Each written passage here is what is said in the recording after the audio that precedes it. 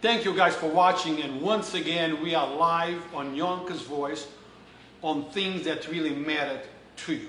We try to bring you information that we feel is important to the people of Yonkers, Westchester County, New York State. We are focused on what matters, not focused on the gossip, not focused on the nonsense. With that said, let me also remind you that the Yonkers Voice does not endorse or oppose any candidate. We are just here to give you the information that you need in order to make an informed and educated decision on who deserves your vote. So today, Khris Kerr, did I say that name correct? Yes, you did perfectly. My accent is so thick, sometimes I have to work on it. Oh, it's perfect. Perfect? Yes. Oh boy. I'm getting better, guys. I'm getting better. Khris, thank you for taking the time. Well, thank you for taking the time to interview me. I really appreciate it. You are a newcomer, how you say it? A newcomer. A newcomer into the politics of New York State, but it's not a person with no experience. We are going to hear about all the experience that she has, how she feels she can benefit with the people, and how she feels our state can be a better state. The things that she needs or need to be changed. Is that a fair assessment? Yes, it is. Because no one runs for the position if they felt that everything was fine. Right. You know? I would not be running if I felt everything was going perfectly in New York State and Westchester. So why are you running? I'm running because I've had enough of what's going on in New York State. Without a controlled crime, inflation that's so high people can't afford basic necessities, extremely high energy costs, our broken education system, and our criminal justice system, and our current elected officials in Albany who don't listen to the people. They ignore important issues, and I feel that if I'm elected, I can make positive changes because I'm listening to constituents and I'm listening to you. And I will make the changes to begin to fix what is broken. Now, Khris, that's a whole bunch of issues there. Yes. But when you go to your laundry list and you see A, B, C, D, then you have to prioritize. You have to say, okay, what is priority number one here on my laundry list? On things that need immediate attention, things that need to be addressed right away. What would be the top three? The top three. Well, speaking to my constituents, as I'm walking around and talking to everybody what the most important issues are, number one is crime. And I worked in the Bronx County District Attorney's Office, so I saw firsthand what victims have to go through. And right now, although bail reform is necessary for those who can't afford to pay for bail, it's not okay to allow people who have long rap sheets to continue to go out and harm people. You can see the headlines of all the papers on the news. We have just out of control crime, and I've never seen this before in my life, but in Yonkers, in the CVS by Kohl's, now they have a security anti-theft tags on detergent. In Penn Station, in a drugstore, they're locking up Spam, which is $3.99. The only thing that's not locked up in New York State are criminals, and I think that our current elected officials are not listening and not realizing the bad effects of some of their policies. While well-meaning and good, they had good intentions, they have to be tweaked and fixed. But so let me point it out, or let me see, because often what politicians say and what we hear are two different things. Sometimes we say something, but I hear something else. It happens to spouses too. Sometimes when I speak to my wife, I try to tell her something, she hears something else. Yes, I know what you're saying. You are not opposed to bail reform. That's what I'm getting. Correct, You are opposed in the way the bail reform was done. correct, Correct? yes, You don't think that the person who stole a loaf of bread should be waiting 6, 8, 9 months for a trial? absolutely not. While the guy with money who killed somebody is out in an hour because that person could post bail. Absolutely. The system favored those who are wealthy and not your regular citizens who, you know, once you get locked up, you're in the system and there's no way you could lose your job, your family. You know, it's by that time that you're in jail, how are you going to, you know, explain that to your employer? You're probably going to be fired. You know, and you're going to ruin someone's whole life because they can't afford to pay bail. That's not acceptable. Now, before we go much further, guys, let me remind you about a great Mexican restaurant in Yonkers, Westchester County, New York State, and perhaps the world. Okay, it's called Dos Marias. Dos Marias.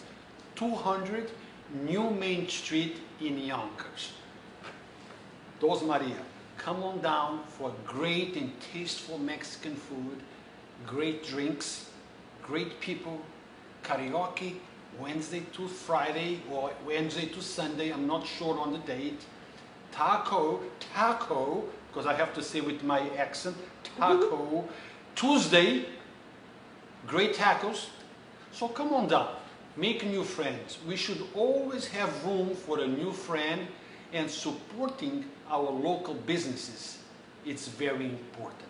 So come to Dos Marias, 200 New Main Street, have some fun, and don't forget to tell them that you saw this ad on Yonkers Voice. How's that? Wonderful. You have to come and try it out. Oh, I absolutely will. Okay. Meet the owner, Alfonso Alvarez, Damien, the manager.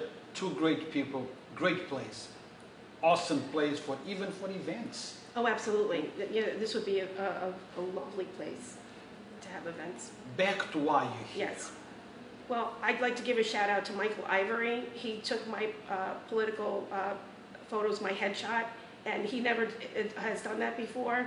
He's a Yonkers resident, and we do need to support local businesses. So I agree. I just have to say. I agree. And I've been using that photo over and over again, but... I agree. You see, I always tell people, actions, not words. Okay? Absolutely. I hear every single day, we need to do more, we need to do this. And then I ask them, I agree with you. What have you done? Exactly. Okay? So we need to put actions behind our words. Actions, not words, is what really counts. And that goes for politicians as well. Because before you win a position, before you become what you wanted to become, before you are elected, they are all willing to help. They all see the problems with such a clear way. They're ready, we need to do this.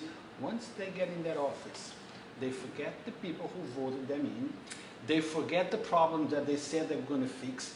And they are not held accountable. The only time they will talk about those issues is on the following election. Would you be one of those? Oh, absolutely not. I would not be running for office. This is my first time running, and I'm tired of elected officials like that.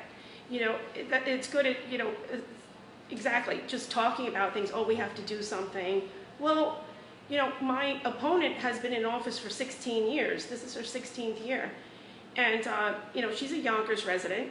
And I still see low-income housing that is unsafe. Our schools are unsafe. And, people are wondering why these things haven't been corrected. And, it's our hometown. So absolutely not. I would, whatever I say is what I'm going to do. I mean, I was a New York City public school teacher. I worked for the MTA, and whatever I said, I did. I mean, my employees, my staff, they, whatever I promised them, I would try whatever I could do. If superiors wouldn't allow me to do it, then that's another story, but... Khris, let's talk about specifics. Yes. Senator, majority, leader, Andrea Stewart-Cousins, has been there for many years. She is very well liked in Yonkers because she's a Yonkers resident, but also in many parts of New York State. But as always, we cannot please everybody. Okay? It's a very difficult task, and if anyone ever finds out the secret of pleasing everybody else, I need to know. But I'm afraid of any man or woman that pleases everybody. What would be, let's talk about specifics. What is it that you see that she's not addressing, that needs to be addressed? What is it that she's not doing that you will be doing? Because talk about violence, it's a problem. But it's not a problem exclusively to Yonkers.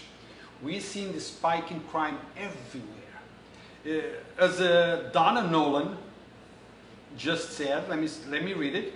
Between the ages of 13 and 18 years old, crime is up by 35%, especially in violent crimes such as illegal gun violence. Would you make changes to raise the age law? Absolutely, because what's occurring right now is that we have particularly 16 and 17-year-olds who are being tried in children's court, and most of the weapons that they have are guns, and they're right back out on the street, to hurt someone or, unfortunately, to kill them. And that's one of Andrea's policies. She's directly responsible for that change in law, as well as bail reform, and also the additional discovery laws that pretty much make it very difficult for the assistant district attorneys to do their job, because it's a very short time frame to gather all the evidence and present a case. So absolutely, that's something that I would immediately work on if I was elected. Now, look, I look at the whole situation, even though I understand bail reform is a problem, okay? Even though I agree with bail reform, it needed to be done. I agree too. The way it was broken, and I don't remember anyone in the Republican side, right-wing side, complaining about bail as it was before. They complaining about how bail reform is now, but never said a thing before. And bail reform was wrong in the past. It needs to be tweaked, definitely. But my question to you is this: why do you think that 13s to 18s are doing this crime? I am sure that they're not looking at bail reform and say, hey guys, we have bail reform today, we can just commit a crime and be out in an hour. I don't think they think that way. Because there's not much accountability. If you're going to lessen the penalties for the crimes that you commit, it's, like I was a teacher in the Bronx, so if you allow people to just continue to do what they're doing without the proper consequences, of course it's going to increase. And you'll have gang members who are going to use younger individuals, young kids, to carry out the mission of their gangs, and it's unfortunate that we don't have additional counselors in schools. With all the mass shootings and everything that's going on, there's always a sign. On social media, there's kids who post, oh, I'm going to do this, I'm going to do that. There's a lot of hate. Why aren't we monitoring or taking seriously? Here's an example of what occurred to me. I was working in a school in District 9 in the Bronx, and I was teaching a 5th grade class. 4 of my students came forward and said one of the other students in the class had a gun in his backpack, and he was threatening them during lunchtime and after school. I went to the principal and told her, do you know what she said to me? Why are you coming to me with this? So there's a lot of issues that are not being addressed, and the reason why some of these instances in schools are not being addressed is because the schools are evaluated based upon how safe they are. So if you don't report something, then you're safe. So it's like they say, if it's not reported, it's like it never happened. Exactly. And I think that's also with the police department. Unfortunately, this is the way we quantify how good someone is, and that's wrong.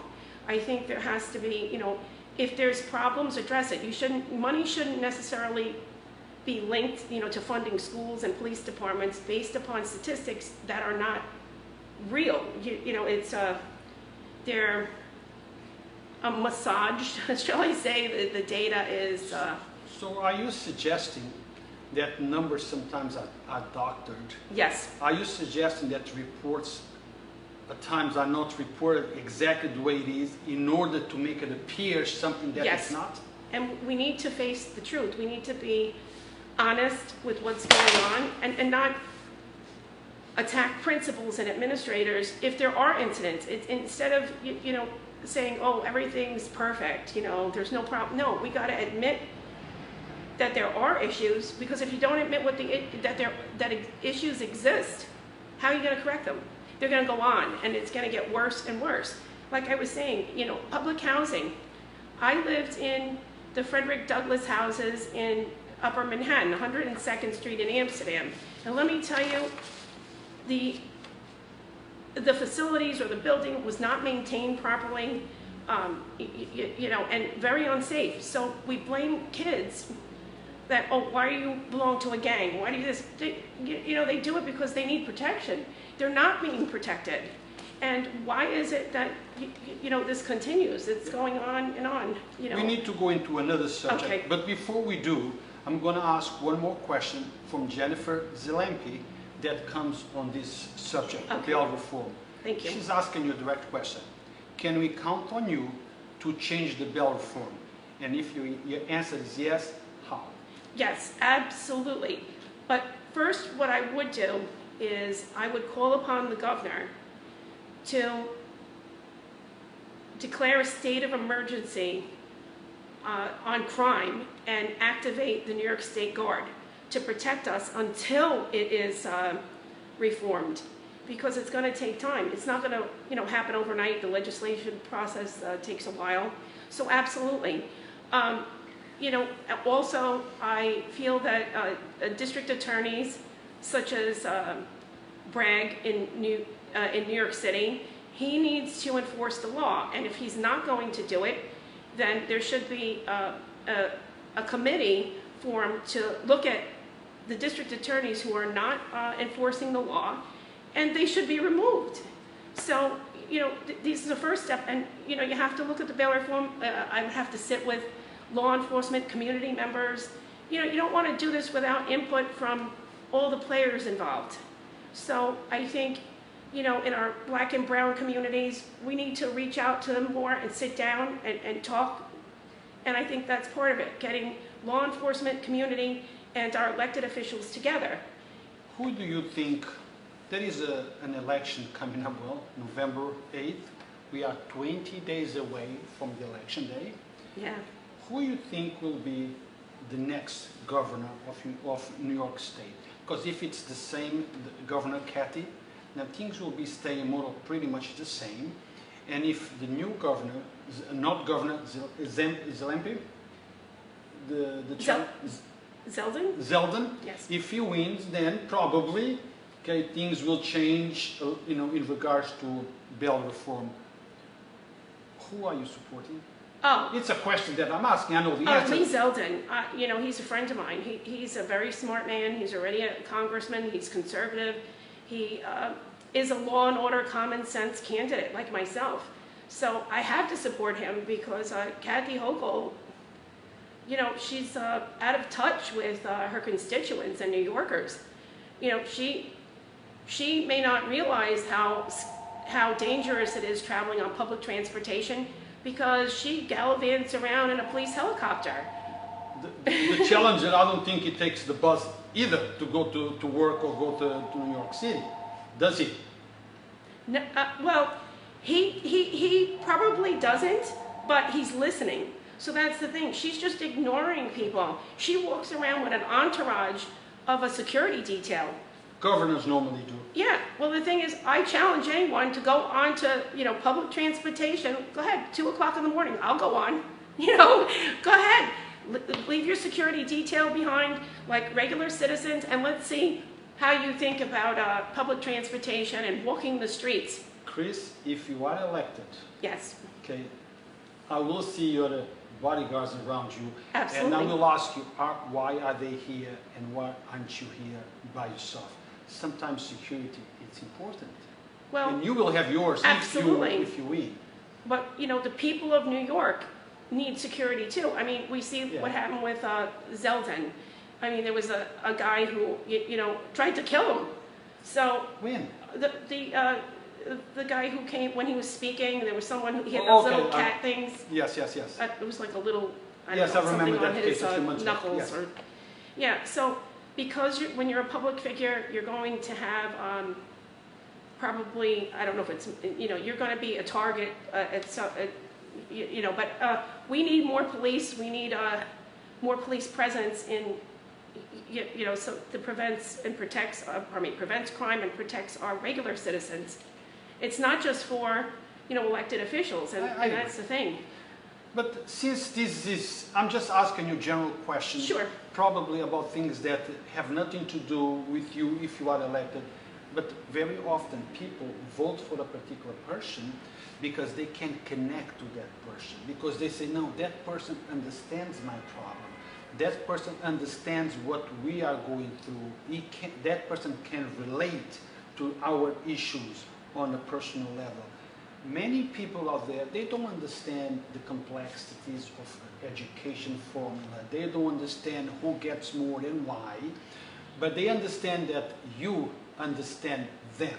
And because of that, they might say, that might be the person that I need to vote in. It's a person that is not a politician, is one of us that saw what was wrong and decided to run to fix. Because I think most of us are kind of tired with those career politicians. Like myself. Like you and many others. Yes, absolutely. I grew up in Brooklyn, and I took public transportation every day, including the buses being so packed that, you know, I'd have to walk to work or walk to school because, you know, there's so many issues. But I think that, you know, as Abraham Lincoln said, the government should be of the people, by the people, and for the people. Right now, I don't know if it's really for the people. Now, hello, Sin. Sin Debbie is the mother of a young girl who was 15. I don't know if you heard about it. Her name was Olivia Green, 15 years old. She died maybe a year and a half, 2 years ago. I helped her with the arrangements. It was because of fentanyl. It's a big problem. A few days ago, right here in Yonkers, one night, 3 fatalities due to fentanyl. And there is many other stories of fatalities in connection with fentanyl. 2 police officers on Glenwood that went to respond to a call got, I don't know what's the word, but got affected by fentanyl that was in the air. I think if you get contact. That was in the air. Police officers respond to many emergency. They don't know what's in the air. They're not even thinking about what's in the air. They are thinking about responding. Okay, and they got exposed. There is lots of people around that are exposed. There are many people that are not able to come and tell their stories because they are dead, as Olivia. It's a problem. It's a problem.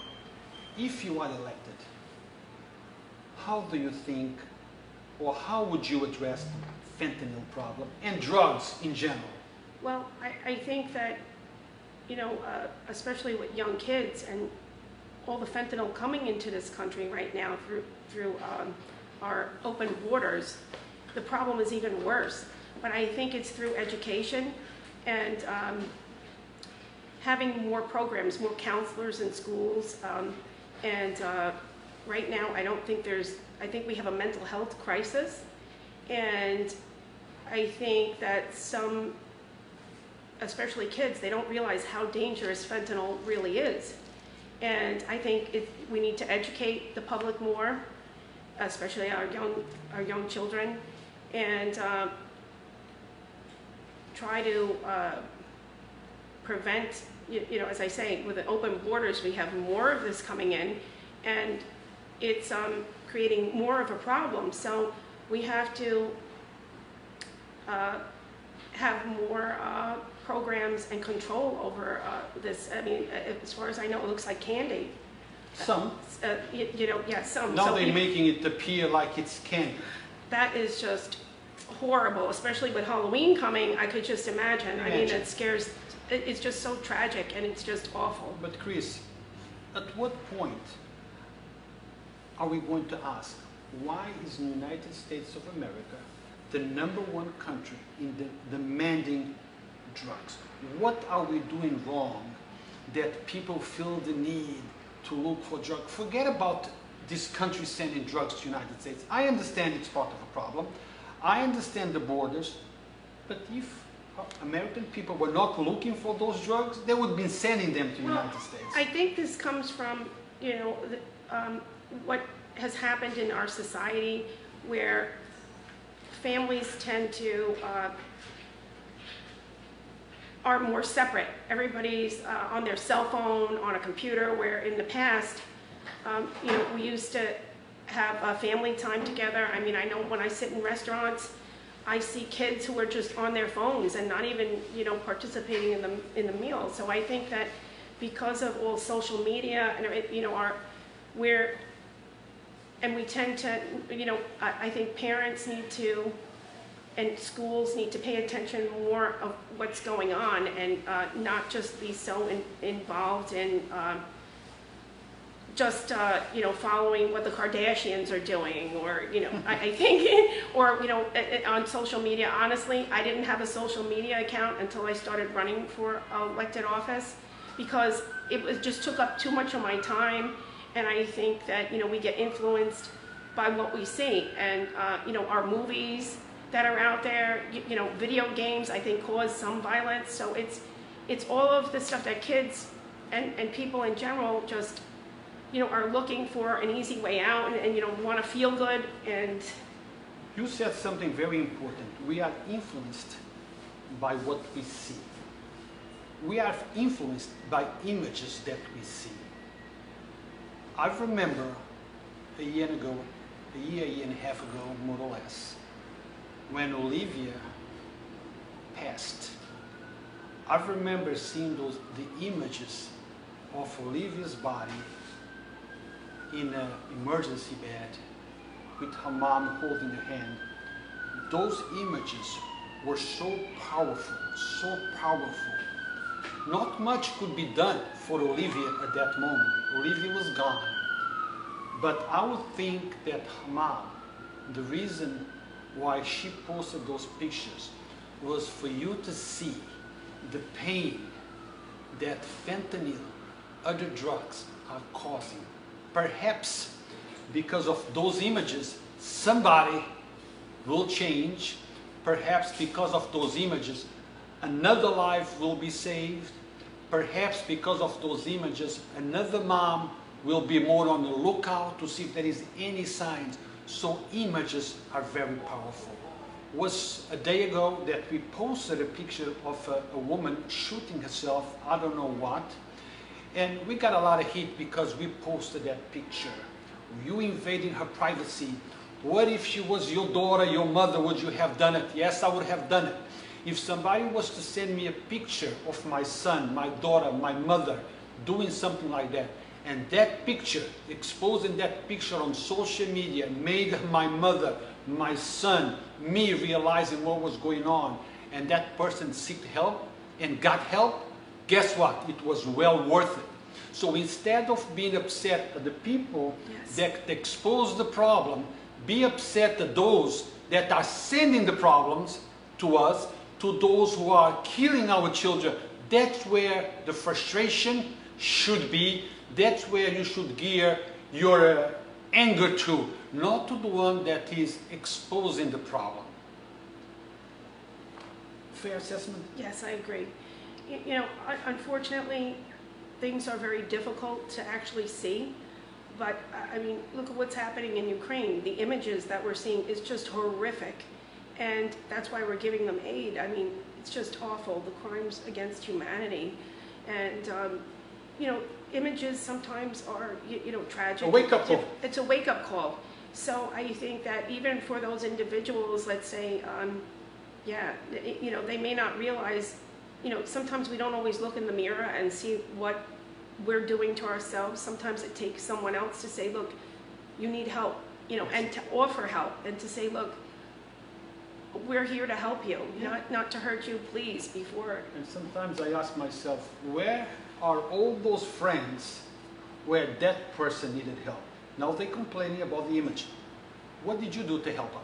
Now, it was not long ago, a few years back, New York Post had a picture of a mom, dad, daughter in the back seat. Mother and father totally passed out, overdosed. Daughter in the back seat. The mother came out after that picture and said, thank you for that picture, because that picture helped her wake up and seek change. Because of that change, because she seek change, she's still alive today. She said if it wasn't for that picture, maybe she wouldn't be here today talking about that problem. Let's talk about your stuff, because look, I've been talking about... I could go on for hours. I'm like you, I could talk for hours about all of these things.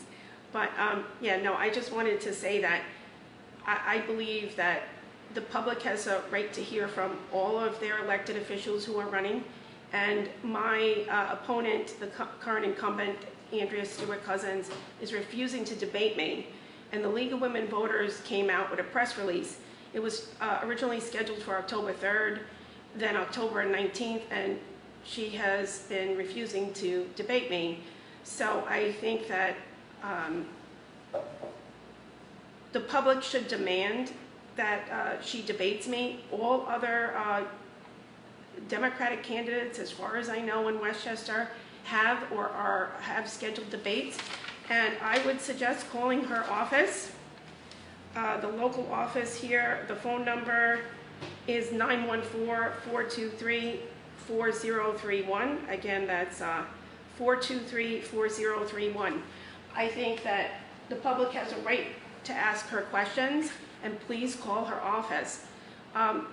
You know, in my opinion, she's directly responsible for a lot of the bloodshed in New York State, and she needs to answer for this. If I'm wrong, then she should say, you know, speak and say, you know, that I'm incorrect, defend, you know, her policies. So let me make it clear so everyone knows that we are impartial. We don't side with either side of the political spectrum. We just are a platform with any politician or those seeking political position can come and talk about their platform, about where they stand for, so you can make a decision. We did contact the Senator Andrea Stewart-Cousins about an interview. She gladly accepted. She said that she will be here, she will sit with us, she will be on next week. So I encourage you to watch that interview and ask her questions. Nevertheless, I personally think that the debate among those seeking political office, it's important because they can engage with each other and they can make the people understand the differences between the candidates so we can make a right decision on who deserves your vote. So she will be on next week. Awesome. Terrific. Now guys, don't forget to stay on Yonkers Voice because Sean, Olivia's mom, will be on after Khris Kerr. Yes, perfect. Khris Kerr. After Khris Kerr, she will be sitting down and talk about this painful thing. It's a pandemic. It's an epidemic. It's chaotic. You don't need to drive too far from Gary Square to see those things. So stay tuned. Education. I'm sure that education is also an important topic for you. Talk a little bit about education and what would you do different? Well, I would like to introduce a Parents' Bill of Rights that would protect families and our students, similar to what Governor DeSantis did in Florida. I think that schools should focus on academics and let parents be parents. And I believe that we need more counselors in schools and more school resource officers, but particularly counselors, so kids can go and talk about their problems and get help. these incidents that occur in schools, there's always signs, and kids need to be able to have someplace to go that's safe, where they can talk about what's happening. They don't have to worry about worrying about what their peers think about them. Because a lot of times they're being bullied, and unfortunately, as I said before, I mean, I'll just give you one example. There's an ADA who, her daughter was in high school, 14 years old, and attending a charter school in Harlem. There were some mean girls that were picking on her daughter, and she went to the school. The school did not really take it seriously. One day, the class was in gym class. The teacher left them alone, and the mean girls stomped her and seriously injured her. The school did not report it to the police. The ADA had to go and report this, and she had to gather the video, but they really did, they said, oh, it's going to be okay, don't worry about it. No, it's not going to be okay. So, there's a lot of issues, but that's where I would start. You just mentioned cyberbullying. Cyberbullying is an issue. And let me tell you that cyberbullying does not just happen in schools. There is adults, there is people in high positions, there is elected officials, there is attorneys, there is bloggers that feel like cyberbullying is the way to go.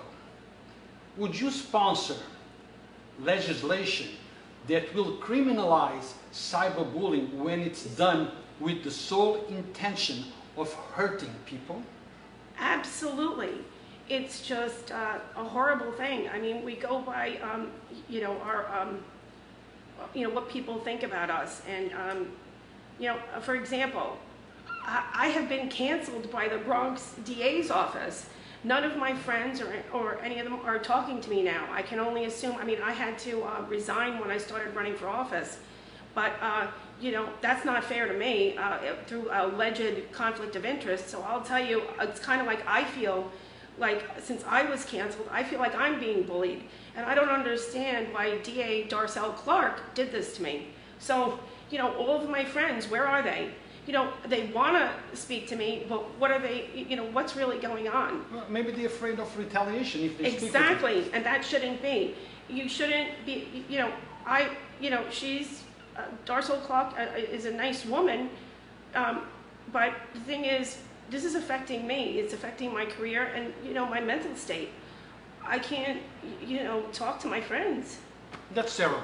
So we need legislation absolutely that will deal with those type of individuals yes. that use the social platforms to be harassing, yes. intimidating, stalking, and doing all kinds of stuff to other people with the only intention is to maliciously hurt. Not absolutely. because it's newsworthy, yeah. it's because they want to intentionally cause pain. If you're just telling a story, that's one thing, but if you're going to viciously attack someone or a group of people just to harm them and be vengeful, whatever it is, because you're a hater, it's enough.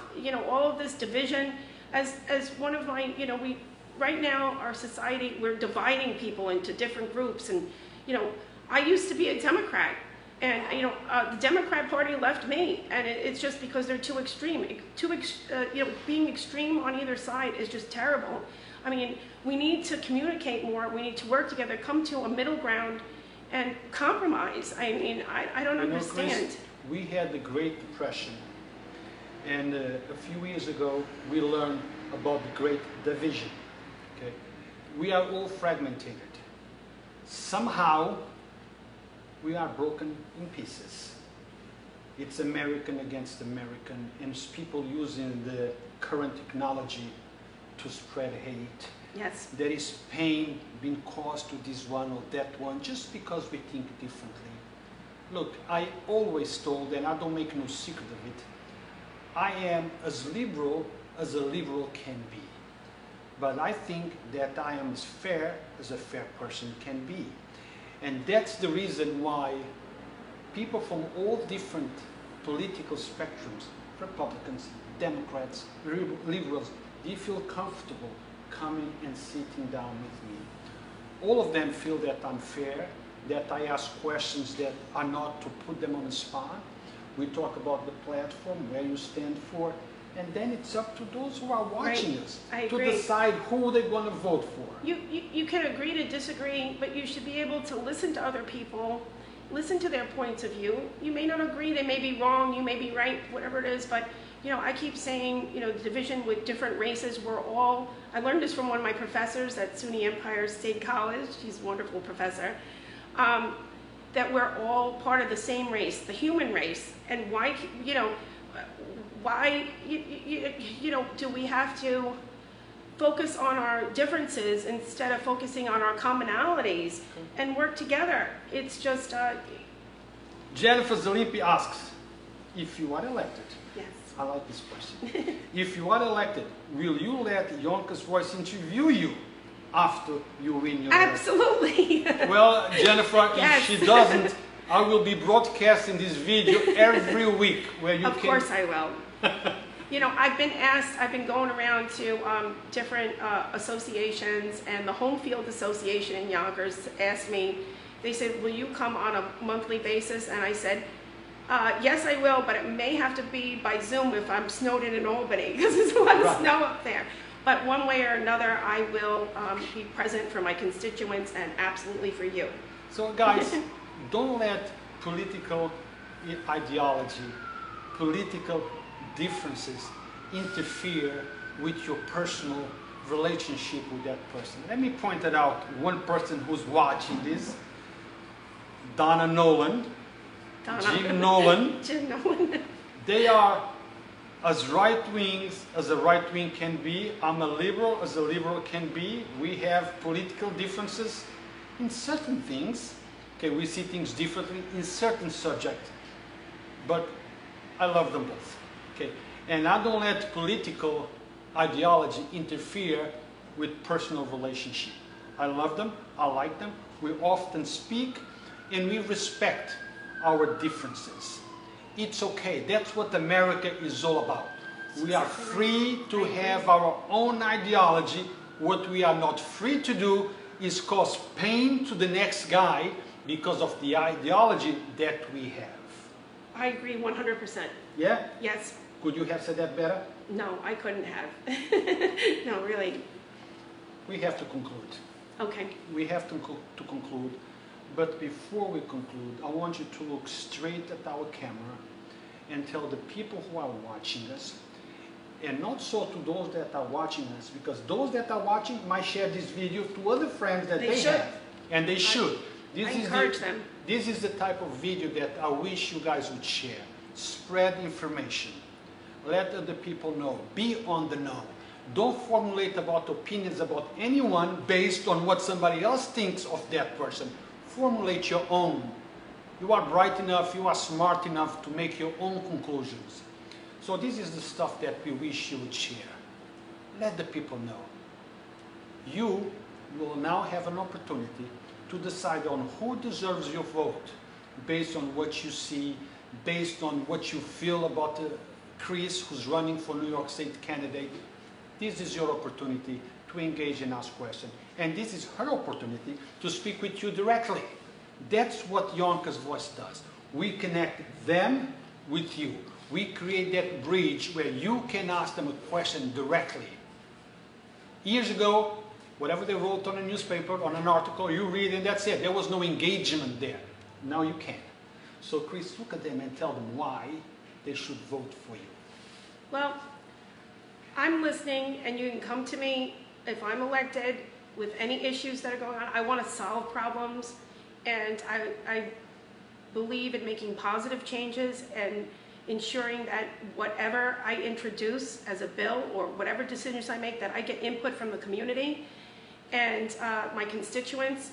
And this way, you know, we can work on things together. I'm not the person who should be dictating what everyone should do. I should be working with people so we come to a solution together. And I hate to say this, but we need to save New York. So please vote for me on November 8th. Early voting starts on October 29th. and we can save New York together. And one last thing, if you would like to donate, even if it's $5, please go to Kerr4ny.com. Again, that's Kerr, Kerr, 4ny.com. And please consider donating even just $5. I would appreciate everything. Thank you. That was going to be my next question. If somebody wants to donate some funds, support you, how could they do that? Guys, thank you for watching. Until next time, stay tuned for seeing who's coming. We are going to have a dynamic and organic conversation about fentanyl, opium, drugs affecting not just Yonkers, it's affecting everywhere. Thank you for watching, and until a few minutes from now.